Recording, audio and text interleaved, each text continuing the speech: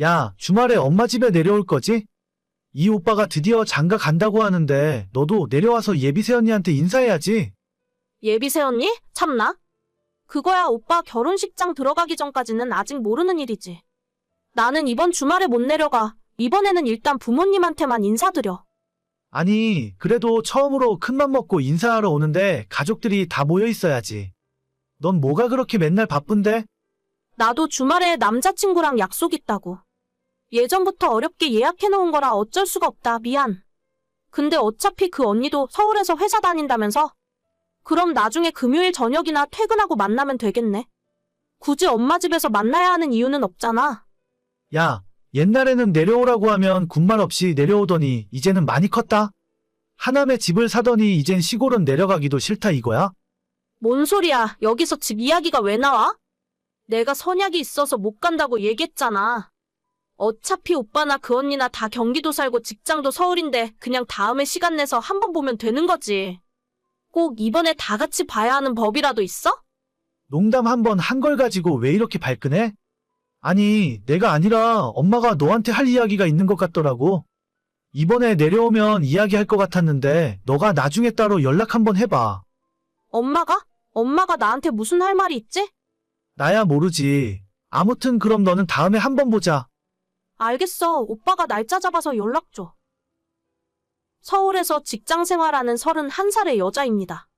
원래 재테크 하는 걸 좋아하고 악착같이 돈을 모아서 이미 3년 전에 회사 근처 오피스텔을 구입했었어요.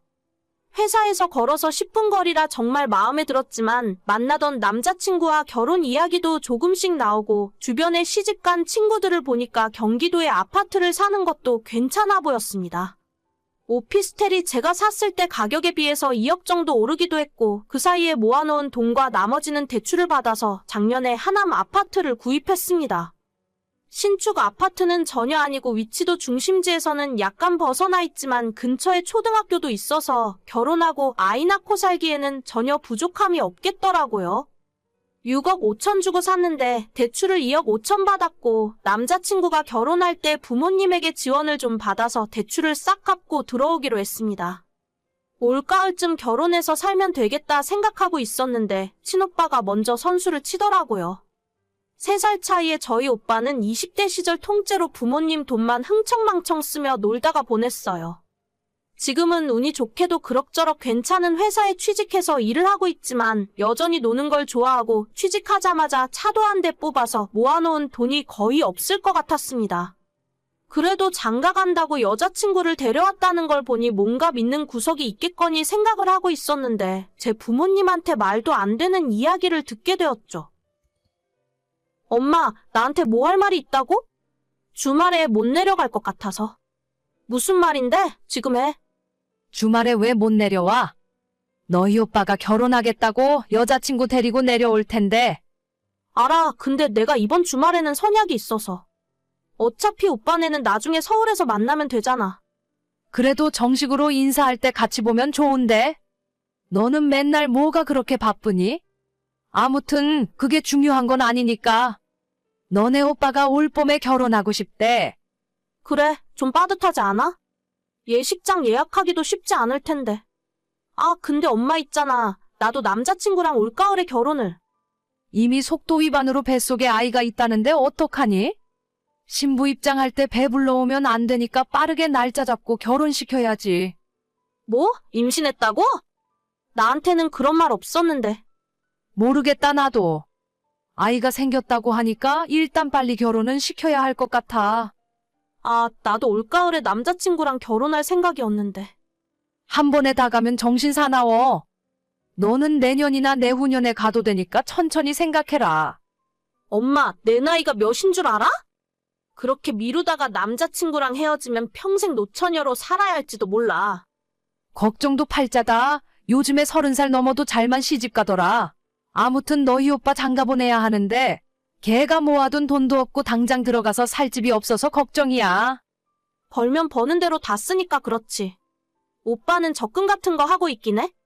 나도 몰라. 며칠 전에 전화하더니 갑자기 결혼하겠다고 하잖아. 그나저나 집 때문에 걱정이다. 당장 올가을에 태어나면 아이 키우며 살아야 하는데. 오빠는 예나 지금이나 왜 그렇게 대책이 없어? 뭐 대출을 받던 어쩌건 알아서 하라 그래. 엄마 아빠도 돈 없잖아. 우리도 없지. 서울에서 집을 어떻게 구해주니? 우리 사는 집 팔아도 거기 전세금도 못 맞출 텐데. 아, 진짜 어이가 없네. 그 인간은 남의 집 귀한 딸 데려다가 무슨 짓을 하고 있는 거야?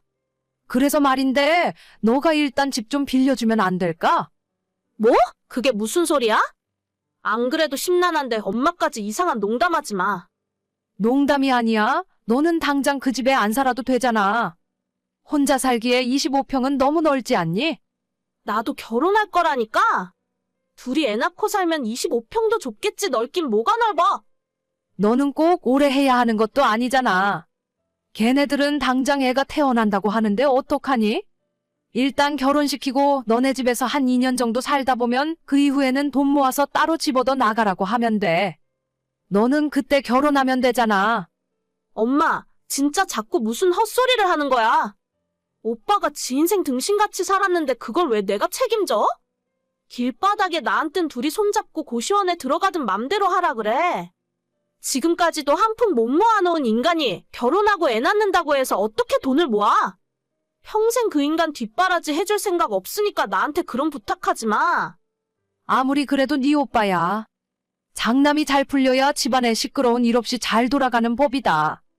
너 마음 심보를 그렇게 쓰면 안 돼. 내 심보가 뭐가 어때서?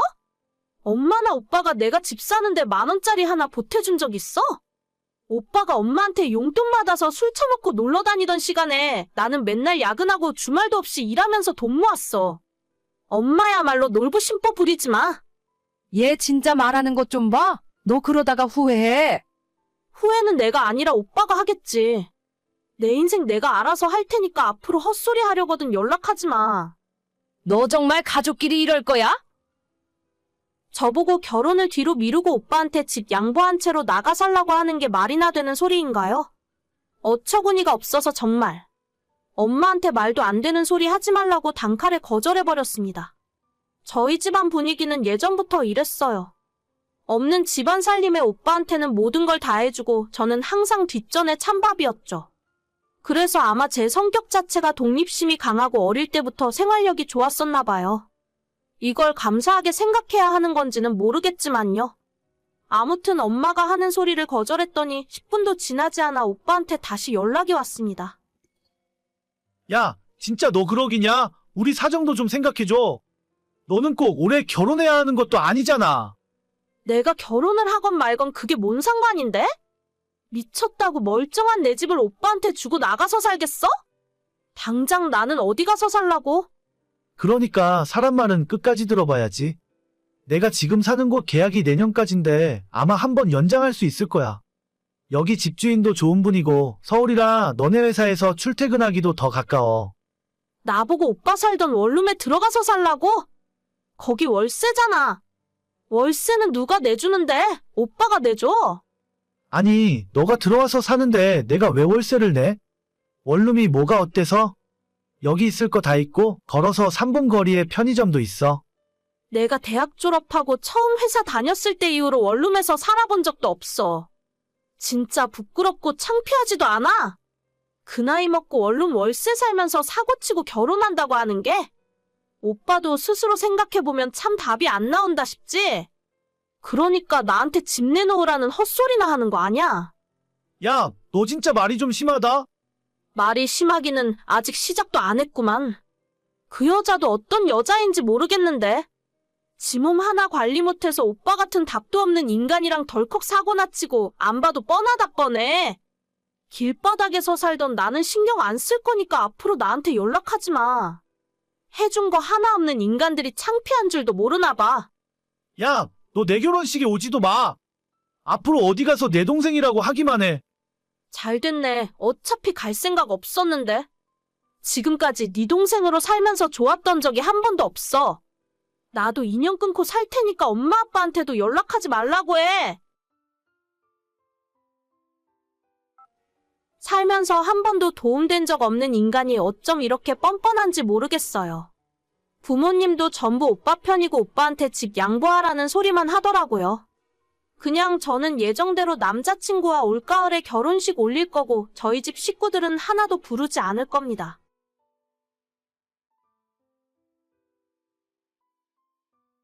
아가씨, 우리 애 작아서 못 입게 된 옷이랑 새 옷도 2벌 사서 보냈어요. 그리고 보내는 김에 아이 영양제도 좀 넣었고 우리 애 잘 먹는 간식도 같이 보내요. 전부 우리 애한테 다 먹여봤던 거라서 안심하고 먹여도 돼요. 언니, 항상 너무 고마워요. 매일 언니한테 이렇게 받기만 해서 어쩌죠? 내년에 하영이 생일 때는 제가 선물 좋은 걸 해줘야겠어요. 아니에요. 어차피 크면서 못 입게 된 옷 보내는 거니까 신경 쓰지 않아도 돼요. 살림하랴, 애 키우랴 많이 힘들죠? 제가 집에서 살림만 하는데 언니에 비해 힘들긴 뭐가 힘들겠어요? 언니는 애도 키우고 밖에서 직장까지 다니고 있으니까 저보다 훨씬 바쁘고 정신도 없을 텐데 매번 이렇게 챙겨줘서 정말 고마워요. 그래요. 별거 아니니까 부담 갖지 마요. 다음에 또 좋은 물건 있으면 보내줄게요. 저는 7살 딸아이 키우고 있는 30대 후반의 워킹맘입니다. 그리고 신우는 저보다 3년 늦게 결혼했고 5살 딸아이를 키우고 있어요. 평범하게 맞벌이하며 부족함 없이 살고 있는 저희와는 다르게 신우는 신혼 초부터 지금까지 결혼 생활에 굴곡이 많더라고요. 하는 일마다 다 안 되고 신우 남편 장사하던 것도 아이 태어나고 얼마 못 가서 망해버리고 신우는 결혼 전부터 멀쩡히 다니던 회사가 한순간에 망해서 문 닫는 일도 생겼어요. 옆에서 그 모습 보면서 참 안 됐다 싶기도 하고 짠한 마음에 도와줘야겠다는 생각도 들더라고요. 결국 같이 비슷한 또래 딸 키우는 입장에서 조금씩 챙겨주기 시작했습니다. 언니, 나 너무 힘들어요. 집에서 애만 보는데도 가끔은 답답하고 화가 나서 미치겠어. 언니는 어떻게 애 키우면서 집안일도 하고 나가서 직장 생활까지 한 거예요? 그때도 좀 힘들긴 한데 그래도 시간 좀 지나면 괜찮아요. 너무 집에만 있다 보면 더 스트레스 받고 우울하니까 산책도 좀 하고 밖으로 나가봐요. 방금 엄마한테 전화했더니 애 키우는 거 다 그렇다면서 징징대지 말라고 하던데 진짜 이런 말 해주는 사람은 언니밖에 없다. 아이 키우다가 힘든 거 있으면 언제든지 이야기해요. 같이 딸 키우는 처지에 도와줄 수 있는 건 언제든지 도와줄 테니까. 언니, 진짜 고마워요. 저번에 보내준 아이 옷도 너무 예쁘고 잘 맞더라고요. 다음에 또 모아서 보내줄게요. 스트레스 받지 말고 항상 좋은 일만 생각해봐요. 비슷한 처지의 신우가 마치 제 친동생처럼 느껴졌습니다. 측은한 마음에 잘해주고 싶었고 시키지 않아도 그때그때 필요할 것 같은 물건들을 사서 택배로 보내줬습니다. 시댁에 착한 며느리, 착한 새언니 소리를 듣고 싶어서 그런 건 아니었고 신우랑 제가 겨우 2살 차이밖에 안 나고 똑같이 딸을 키우고 있다 보니 동질감이 생겼나 봐요. 신우도 처음엔 그렇게 제가 물건 보내주면 고마워하고 미안해하는 모습을 보였었는데 시간이 지날수록 점점 당연하게 생각하고 얼굴에 철판을 깔았는지 뻔뻔해지더라고요. 언니, 이번에 여름 옷 좀 보내줘요. 작년에 입혔던 여름 옷이 사이즈가 잘 안 맞아요. 벌써 날이 이렇게 더운데 아이 입혀서 나갈 옷이 없어서 급해요. 여름 옷이요?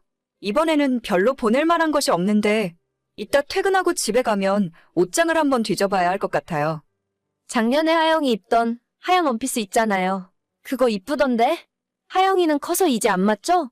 우리 애가 피부도 하얀색이라 더 잘 어울릴 것 같지 않아요? 아예 못 입을 것 같은 촌스러운 것만 보내지 말고 예쁜 걸로 골라서 주세요. 저번 택배에는 유행 다 지나서 막상 입힐 것도 없더라고요. 하얀 원피스 그거 우리 애도 아직 입는 옷이에요. 사이즈 작은 다른 거 있는지 이따 집에 가서 한번 확인해 볼게요. 그리고 솔직히 말해서 애들 옷에 유행이 어디 있어요? 그냥 작아져서 못 입는 옷 보내는 건데. 그러면 다른 거 안 보내도 되니까 그 하얀 원피스만 보내요.